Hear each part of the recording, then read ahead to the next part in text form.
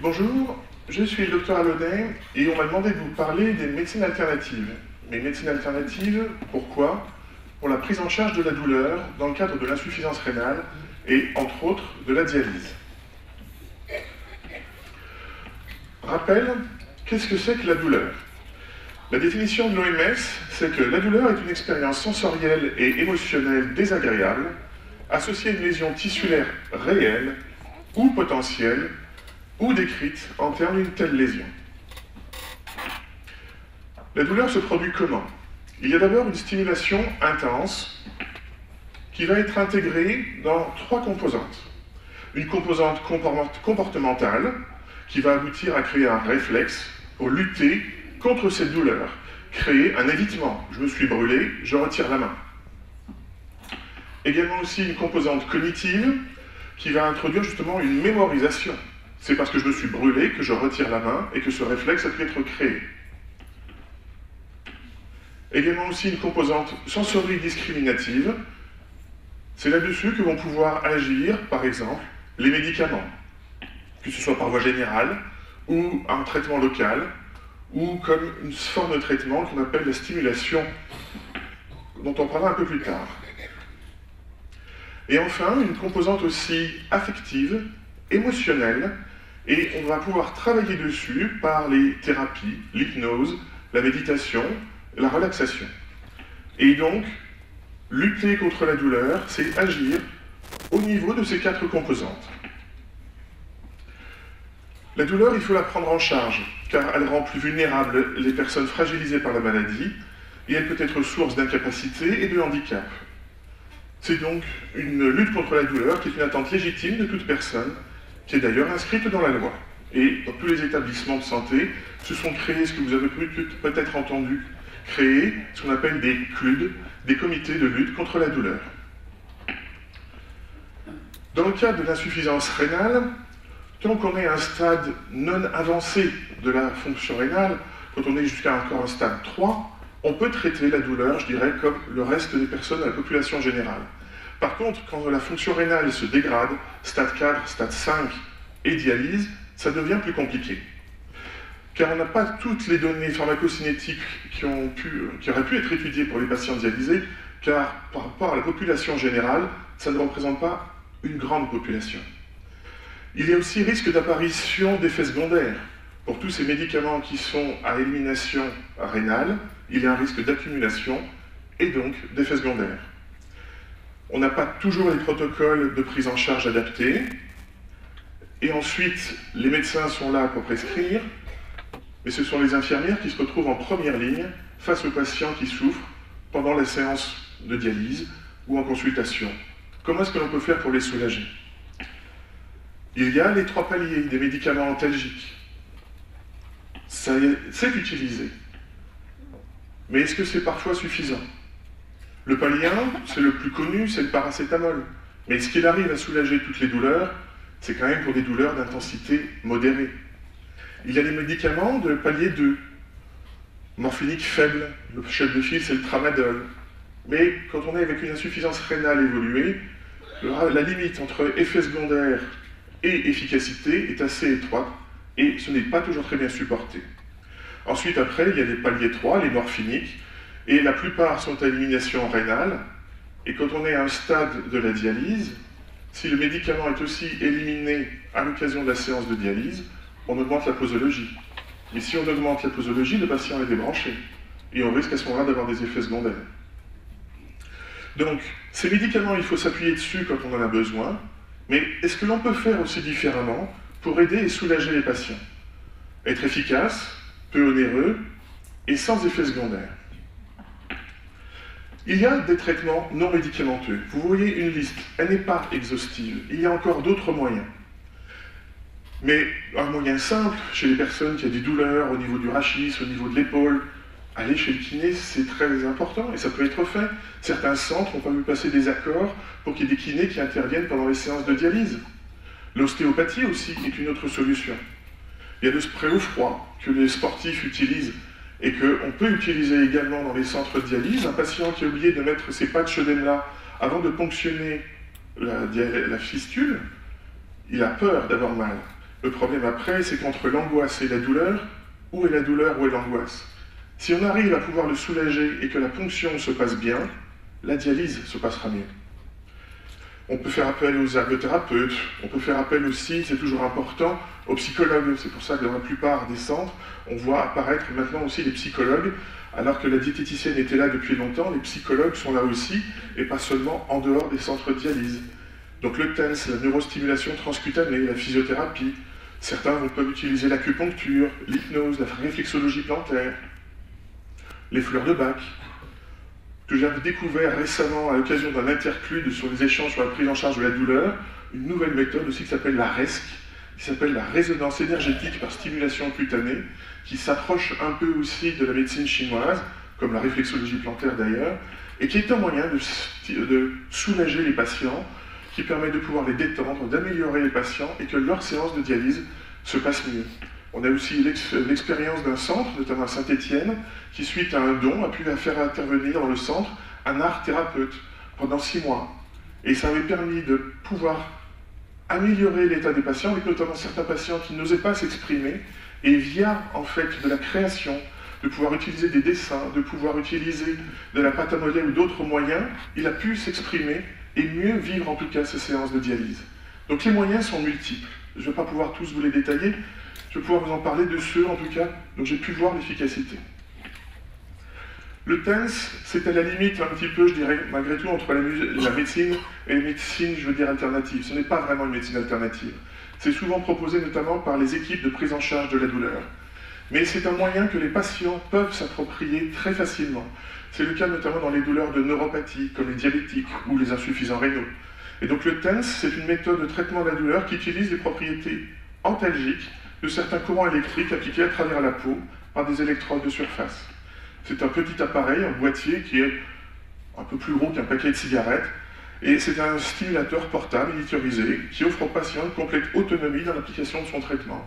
Ça utilise en fait les voies de la douleur que l'on a à l'intérieur de notre corps, et en le stimulant, on peut comme cela calmer la douleur. On peut aussi utiliser les fleurs de Bach. Les fleurs de Bach, personnellement, je les ai découvertes en travaillant dans le centre de dialyse où je suis, à Vienne. Une infirmière s'était formée, avait demandé au médecin directeur si elle pouvait le proposer aux patients. Le médecin directeur a proposé, tout en vérifiant que dans les liquides qui allaient pouvoir être proposés, qu'il n'y ait pas éventuellement un risque avec du potassium ou quoi, mais l'analyse était rassurante. Et donc les fleurs de Bach, qu'est-ce que c'est? C'est un médecin qui a en tout cas eu l'idée qu'à partir des fleurs, d'arbres ou d'arbustes, on pouvait utiliser ces élixirs pour agir sur les états émotionnels des personnes. Il les a classés en 7 groupes. Les peurs, les incertitudes, le manque d'intérêt pour le présent, la solitude, l'hypersensibilité aux influences et aux idées, le découragement, le souci excessif du bien-être d'autrui. Et en dialyse, on peut retrouver cela au travers des émotions qui peuvent être perturbantes, comme la peur de la ponction que l'on découvre et que l'on voit à chaque fois qu'il y a un nouveau patient, et même après des années, on peut toujours la voir. L'appréhension de la survenue des crampes dans la fin de la dialyse, l'injustice d'être là, le changement de vie auquel il faut s'adapter. J'étais autonome, je deviens dépendant, l'obligation de laisser son conjoint à la maison, vivre le régime au quotidien et ses contraintes. Les fleurs de Bach permettent de pouvoir agir dessus. La personne qui a été formée aux fleurs de Bach va pouvoir délivrer à ce moment-là un flacon qui va être personnalisé, qui va pouvoir être donné pour 3 semaines. Elle reprendra contact avec les personnes pour le réévaluer et renouvellement éventuel si c'est nécessaire. Tout cela, ça a été fait dans l'établissement où je travaille. Les infirmières, les aides-soignantes savent que c'est possible, et quand on voit un patient qui présente ces difficultés, on peut lui proposer de rencontrer la personne formée, qui pourra alors intervenir pendant une séance de dialyse. S'il n'est pas là, de pouvoir le contacter par téléphone pour l'interroger, concocter le mélange de fleurs de Bach, et à ce moment-là, pouvoir le lui délivrer. C'est pratiqué chez nous depuis 2007. Dans la grande liste que vous aviez, il y avait l'ostéopathie, et on a eu l'idée d'utiliser l'ostéopathie pendant les séances de dialyse, car il y a eu un collègue qui nous disait que sa fille était en formation dans un établissement pour l'ostéopathie et que il avait proposé à sa fille de pratiquer dans son centre et de pouvoir faire son mémoire de spécialité, enfin d'ostéopathie. Et elle est venue pratiquer. Alors c'est alors nous rapprocher en tout cas de l'école d'ostéopathie qui est à Lyon, à Écully, pour pouvoir leur proposer de venir pratiquer. C'est une thérapie manuelle dont l'objectif est de rétablir un équilibre corporel par soulagement de tout type de contraintes mécaniques tissulaires. C'est comme ça qu'un moniteur est venu avec des étudiants en 5e année. Ils ont pu, à l'occasion de plusieurs séances, prendre en charge 39 patients qui exprimaient une ou plusieurs douleurs. Car un patient dialysé, il n'y a pas que la douleur à la ponction. Il peut avoir de l'arthrose, il peut avoir des neuropathies, il peut avoir des troubles du transit digestif.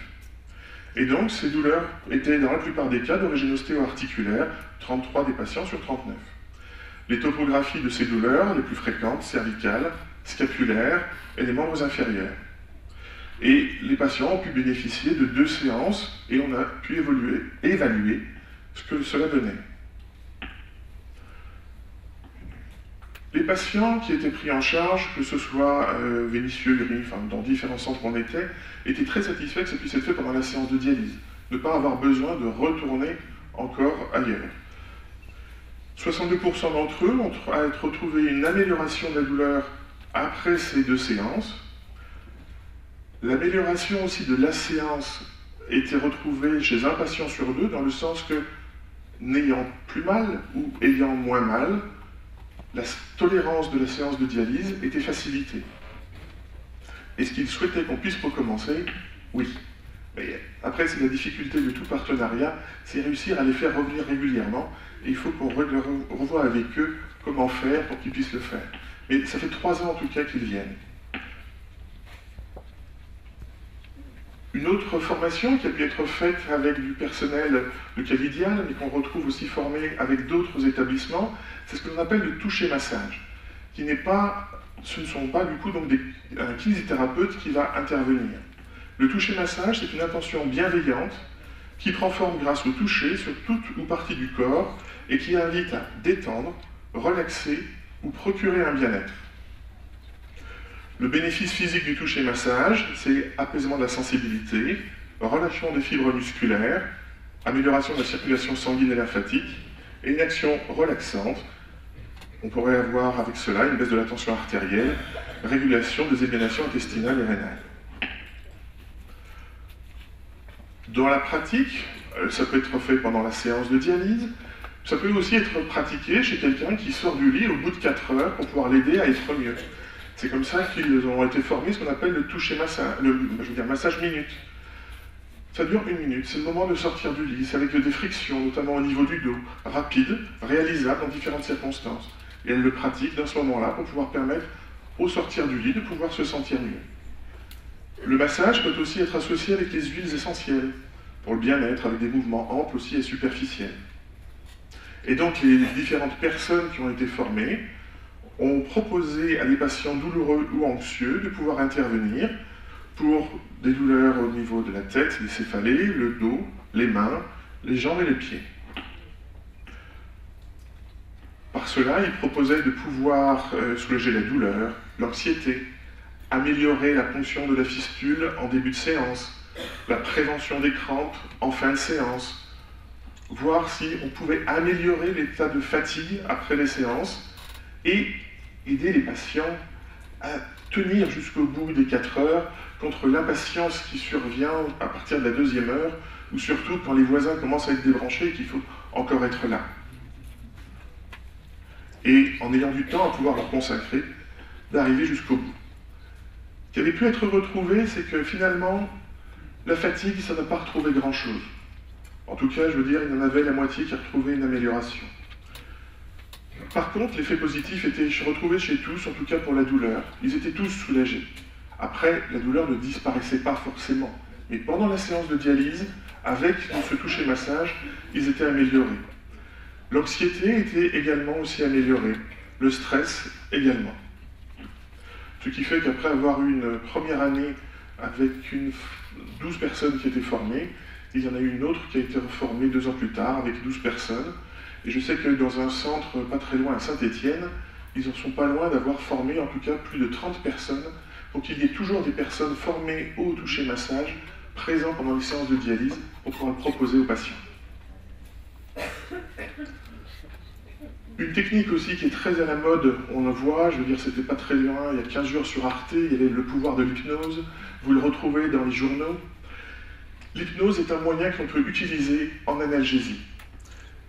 Et comme le donnait une définition M. Jean Godin, c'est un mode de fonctionnement psychologique dans lequel un sujet, grâce à l'intervention d'une autre personne, parvient à faire abstraction de la réalité environnante, tout en restant en relation avec l'accompagnateur. Nous passons toute notre vie à passer entre deux états de conscience, une conscience critique et une conscience hypnotique. La conscience critique, on est en relation avec notre environnement. On s'adapte, on peut critiquer, on a des réflexes, on contrôle. La conscience hypnotique, c'est l'indifférence à l'extérieur, c'est être détaché, modification des perceptions, c'est un lâcher prise, être sensible aux suggestions. D'accord, mais comment on passe de l'un à l'autre? Cette expérience, vous l'avez déjà tous faite. Vous êtes allé au cinéma, vous avez pris un film qui, pour une fois, à la vache, il vous a plu celui-là. Vous sortez du cinéma, ça fait 2h20 que vous étiez assis, vous regardez votre montre, 2h20, vous n'avez pas eu besoin de bouger les jambes, vous n'avez pas été emmerdé à chercher une place dans le cinéma, vous étiez complètement capté. Vous avez été en transe, vous étiez en conscience hypnotique, vous avez été happé par le film. Après, vous pouvez faire la même chose avec un bon bouquin. Mais vous pouvez aussi faire ça tout simplement en étant au volant. Ça vous est tous aussi arrivé d'être au volant, d'être sur une route que vous connaissez, et puis d'un seul coup vous dites « Ah, je suis déjà là ». Vous n'avez pas eu d'accident, vous êtes arrêté au feu, tout était bien, mais sur cette route que vous connaissiez, votre esprit était en veille, était capable de s'arrêter au feu et de redémarrer, mais vous pensiez à autre chose. On passe notre temps à passer de l'un à l'autre. Et un thérapeute peut aider à être un peu plus dans ce moment hypnotique qui permet à ce moment-là d'être détaché et de faire qu'un souvenir qui pourrait devenir douloureux ne le soit pas forcément. Et c'est l'intérêt de la pratique de l'hypnose en dialyse. Toutes les séances de dialyse commencent avec une ponction. Si on n'a pas de fistule, de toute façon c'est le cathéter, ou sinon c'est 2 aiguilles que l'on met dans le bras. Mais si ce moment se passe bien, si on arrive à focaliser la personne, à détourner son attention, et si donc la mémorisation, comme vous avez vu, n'est pas liée avec la douleur, mais avec un moment, je n'irai peut-être pas jusqu'à dire agréable, mais qui en tout cas n'a pas été douloureux, la séance peut mieux se passer, et le devenir des séances de dialyse également. Donc, on passe de conscience critique à conscience hypnotique. En conscience critique, c'est la focalisation, on est concentré, et on passe de l'un à l'autre via la dissociation. En conscience critique, on arrive encore à faire l'hypnose via le choix des mots, c'est la communication thérapeutique ou l'hypnose conversationnelle. Arriver jusqu'à la dissociation, c'est de l'hypnose formelle. C'est pas celle-là dont je vais vous parler, je vous l'ai exposé brièvement, mais ce que j'ai cherché à développer, c'est que l'hypnose formelle nécessite d'être formé par des thérapeutes pour devenir un thérapeute.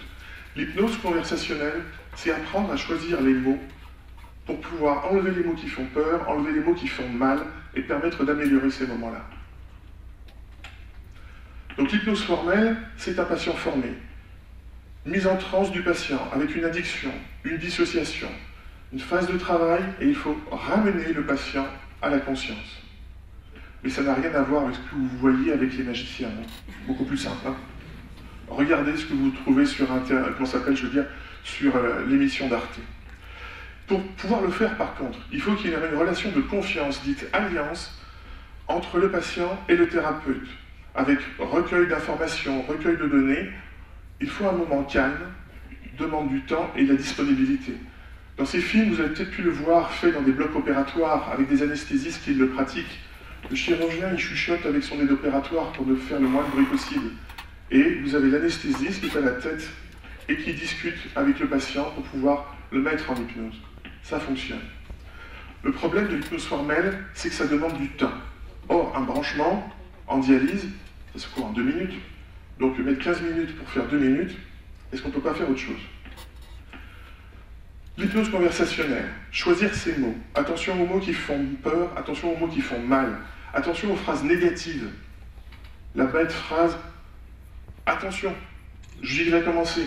Attention, je vais piquer. » Bah, attention, d'abord, c'est pour réveiller tous les slots, pour allumer toutes les lumières. On va regarder qu'est-ce qui se passe. Attention, je pique. Vous avez déjà vu une piqûre qui fait pas mal? Donc, on a un peu le moyen. On peut dire « ponction ». Ou alors, on peut dire tout simplement « on y va ». On peut utiliser des images métaphoriques. On peut faire aussi une confusion. Comme il nous le disait par exemple, c'était l'anesthésiste qui était en train de préparer tout le monde avant d'aller au bloc et qui posait les cathlons. Et un vieux monsieur qui était là, il se met à lui dire « Et votre mari, comment va-t-il » Le vieux monsieur il sursaute, il fait répéter, le cathlon est posé. Vous pouvez aussi tout simplement, au moment de le faire, c'est dire 3, 14, 116, c'est quoi déjà? Quoi? C'est fini. C'est quelque chose qui est rapide. On peut aussi focaliser. Vous pouvez à ce moment-là proposer aux personnes de fermer les yeux, de se concentrer sur leur respiration et de les aider. Et après en leur disant par exemple, allez-y, soufflez. Et puis en plus vous gonflez des ballons. Et pendant qu'ils y sont. Après il y en a qui disent, et là vous faites exprès, vous détournez mon attention. Oui? Vous avez senti quelque chose? Non. Donc autant continuer. Donc que le patient perçoive ce qui l'entoure de façon différente. Donc les phrases incongrues, les mots inventés, fixer, décrire un objet. On peut tout utiliser. À un moment où on disait, il ne faut surtout pas allumer la télé pour que les patients soient là, on travaille avec eux. Non, au contraire, on peut allumer la télé et leur demander, qu'est-ce que vous voyez? Résultat, ils sont concentrés sur la télé, ils discutent. Mais ils vous laissent leurs bras et la fistule. Le soignant donc, fait donc diversion au moment du soin, de la ponction par exemple. Il attire l'attention du patient sur un sujet agréable. Une personne âgée, parler des petits-enfants, hop là, ils vont en parler tout plein, qu'est-ce qu'ils ont fait le week-end? Et cette technique qu'on appelle l'hypnose conversationnelle, bon nombre de soignants le font déjà, de façon innée, de façon intuitive, mais si on y travaille, on peut faire encore mieux. Cette pratique est simple et rapide à réaliser. Pour sensibiliser les équipes du centre de dialyse où je suis, on a réalisé 2 films. Les acteurs, vous allez en reconnaître forcément un, vous verrez. Ensuite, après, ce premier film, c'est un florilège de tout ce que l'on peut entendre. N'imaginez pas que dans un centre de dialyse, tout se passe comme ça. Mais, à l'excès, on peut arriver à ça.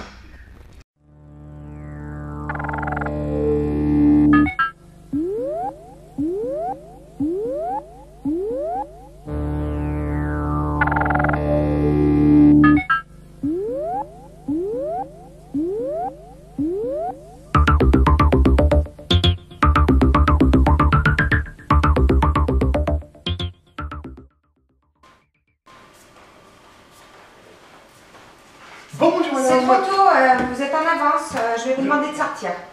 On vous appelle. Je reprends là. Les machines ne sont pas prêtes. Bon, je vais. Descendez, j'ai pas vu si la balance était sur 0 et en plus vous avez vos chaussures. Enlevez vos chaussures. Allez-y maintenant. Ouais, il faut vérifier, il travaille toujours son poids de toute façon.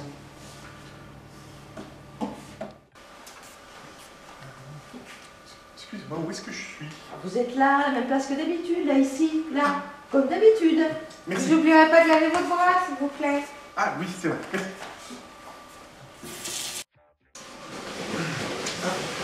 J'ai oublié de vous dire, j'ai oublié de mettre mes patchs aujourd'hui. Eh ben, vous allez avoir tellement mal que vous y penserez la prochaine fois. Hein.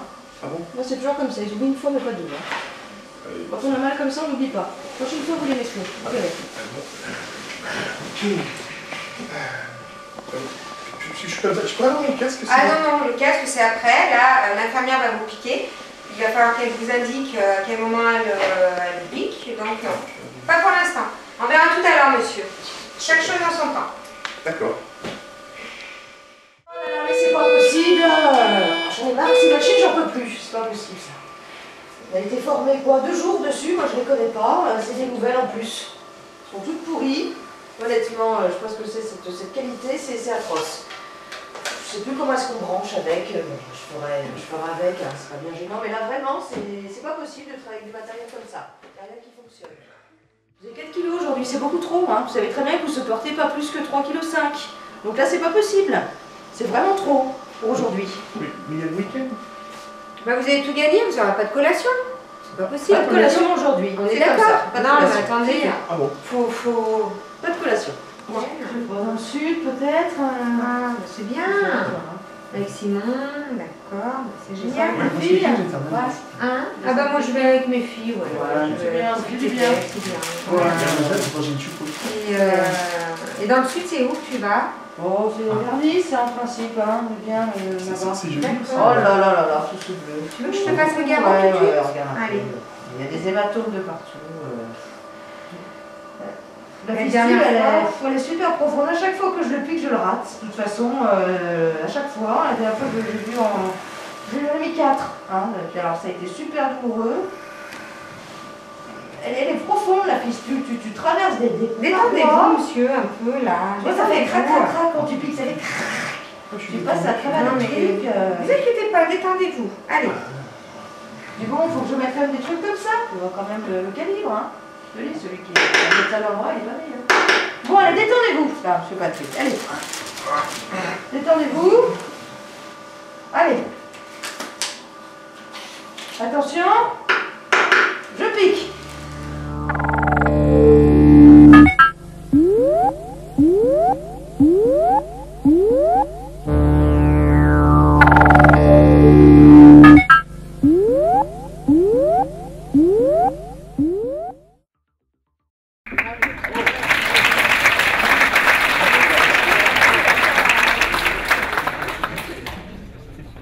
Donc, comme je vous ai dit, on n'entend quand même pas tout ça pour la même personne. Mais par contre, on l'entend régulièrement. Et donc, le but de ce film, c'était que les gens se forcent à s'écouter et à faire attention aux expressions qu'ils utilisent. Parce que notamment aussi, c'est que on peut faire mieux. Donc après, c'est pour ça qu'il y a le deuxième film. Mais ce qu'on s'est rendu compte aussi, c'est que quand tout se passe bien du premier coup, c'est facile, et pour le patient, et pour l'infirmière. Mais que si elle rate sa première ponction, elle se retrouve en difficulté, alors qu'elle a fait attention pour la première ponction, là d'un seul coup, tous les mots ressortent. Donc le but, c'est qu'il faut prendre cette habitude, s'écouter pour pouvoir changer. Stéphanie, l'infirmière que vous voyez, notamment les aiguilles s'appellent des plumes. Bah, elle a arrêté de les appeler des aiguilles, puisque c'est leur nom. On l'appelle des plumes. Je mets en place les plumes. Et on peut comme ça changer son vocabulaire et arriver et trouver un moyen de faire mieux. Et donc après, pour les sensibiliser et montrer qu'il y a deux possibilités, si j'arrive.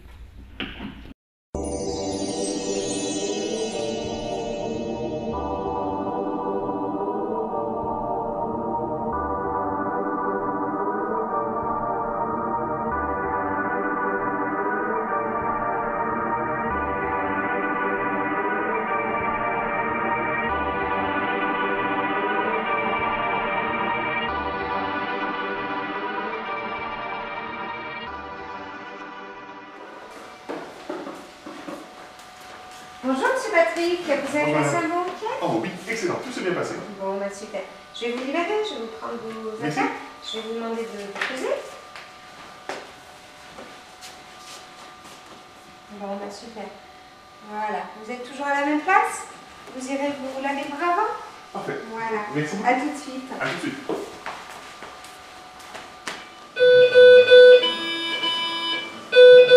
Voilà, tout va bien. On nous avertit juste qu'elle est prête hein, pour la dialyse. Voilà. Tout va bien. Alors, pour aujourd'hui, vous avez... Il y a 4 litres à faire. Alors, vous avez ce week-end? Oui, tout à Vous fait. avez passé en Alsace avec votre famille? Oui, comme prévu, comme je vous avais dit vendredi. Bon, écoutez, c'est parfait. Ce que je vous propose pour aujourd'hui, c'est de faire une demi-heure de plus de dialyse, tout simplement pour que la dialyse soit plus confortable et vous pourrez l'effacer plus facilement de cette façon. Là, vous êtes arrivé tôt aujourd'hui, donc ça changera pas beaucoup par rapport à d'habitude.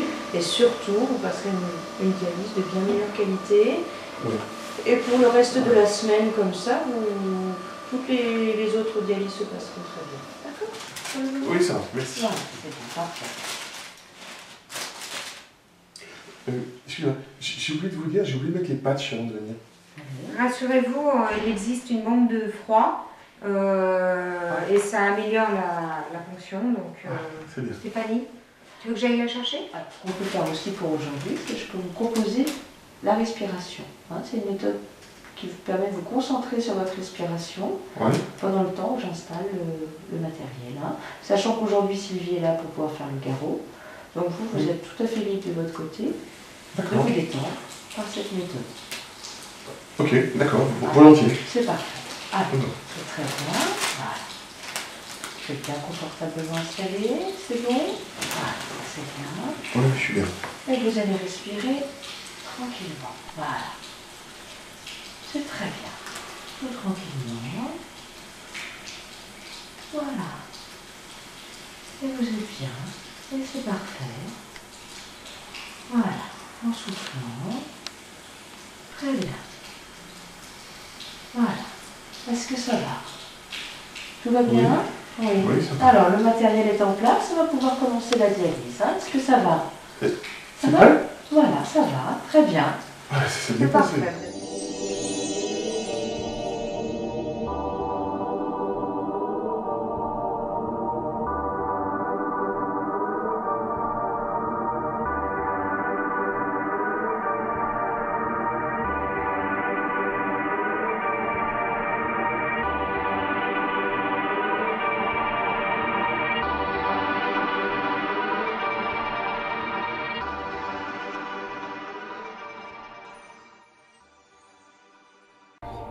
Ça peut se passer bien comme ça, idéalement. Mais en tout cas, déjà, par un ton de voix, par un choix des mots, on peut faire différemment, comme vous avez vu par rapport au premier film. Hop là. Et du coup, on a pu comme ça faire une évaluation sur la douleur et sur l'anxiété. Une époque où on ne pratiquait pas d'hypnose conversationnelle, ou un moment où on le faisait. Et donc la douleur, vous constatez qu'en 2008, il n'y avait qu'un tiers des patients qui disaient que la douleur à la ponction était à 0. Si on allait jusqu'à un niveau 3, ça faisait 70%, 75%. Par contre, en 2015, on voit qu'il y en a quasiment 1 sur 2 qui dit que finalement, il supporte en tout cas la ponction. Si on va jusqu'à un niveau 3, on est aussi à 80%, mais donc cette fois, 55% qui peuvent dire 0. L'anxiété, on retrouve la même chose. On avait 38% des patients qui, avant cette pratique, étaient assez rassurés, connaissaient, ils étaient bien. Mais par contre, avec le développement de l'hypnose conversationnelle, on passe cette fois de 38 à 2 tiers des patients qui arrivent rassurés à la ponction. Il faut donc continuer avec cette technique que j'appelle aussi l'hypnose pour tous. C'est simplement penser à s'écouter et choisir ses mots. En conclusion, la douleur n'est pas une fatalité. On a les médicaments pour pouvoir le prendre en charge, mais on a aussi d'autres moyens pour permettre aux médicaments, plus les médecines alternatives, de soulager les patients. Les techniques sont nombreuses, besoin d'une formation, et en tout cas, il n'y a pas d'effet secondaire, plus ou moins rapide à installer. Ces prises en charge alternatives améliorent la qualité des soins, contact et dialogue facilités avec le patient. Prise en charge multiple de l'équipe, infirmières, médecins, aides-soignantes, avec le soutien des psychologues. S'enrichir des échanges avec les intercludes pour voir ce qui est pratiqué dans les autres centres pour pouvoir s'en enrichir. Et si insuffisant ou inefficace, ne pas oublier de recourir aux équipes mobiles de prise en charge de la douleur. Patients et équipes sont apaisés, la séance se passe bien. Je vous remercie et tout ce travail est possible avec vous.